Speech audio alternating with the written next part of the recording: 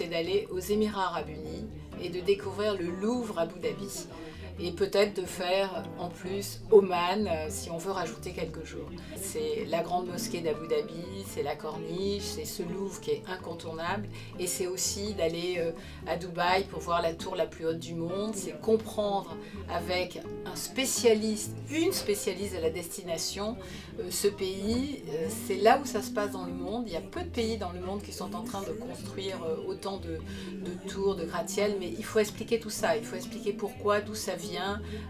Il y a du pétrole, il y a des richesses, mais il y a beaucoup de pays qui ont des richesses et qui n'en font rien. Et il faut savoir pourquoi les Émirats Arabes Unis ont choisi la culture, ont choisi le Louvre, ont choisi la Sorbonne et aiment beaucoup la France. Des voyages incontournables à faire avec Intermed, je pense qu'il y en a de nombreux, mais si je dois en mettre un en lumière, c'est celui que j'ai fait dernièrement, c'est-à-dire sur l'île de Madère. Un paradis perdu au large des côtes africaines qui appartient au Portugal. Tout autour de cette île, on a de nombreuses visites pour à la fois découvrir ses paysages, son patrimoine, la peinture aussi qui est restée et qui est le résultat des grandes propriétés des quintas qu'on trouve sur l'île de Madère. Incontournable à faire avec Intermed et une découverte d'Israël et de Jérusalem.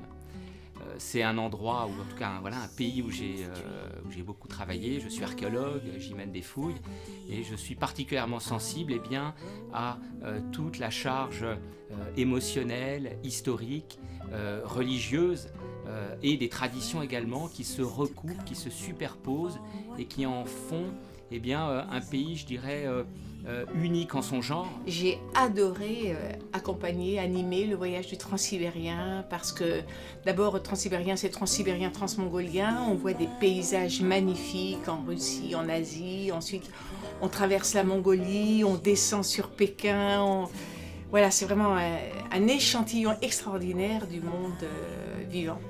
Personnellement, celui que j'accompagne assez souvent, c'est le voyage à Berlin. C'est quelques journées sur un modèle, des formats un peu différents. Et c'est à Berlin, donc on ressent en effet cette vitalité de la vie à la fois dans la rue, puis aussi la vitalité de la vie culturelle, que ce soit dans les musées, mais aussi dans les bars, dans l'art de rue, mais même la vitalité en général de la ville qui est très ouverte, très accueillante.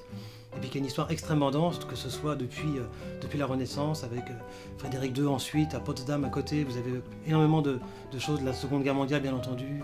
C'est une ville extrêmement riche et extrêmement vivante.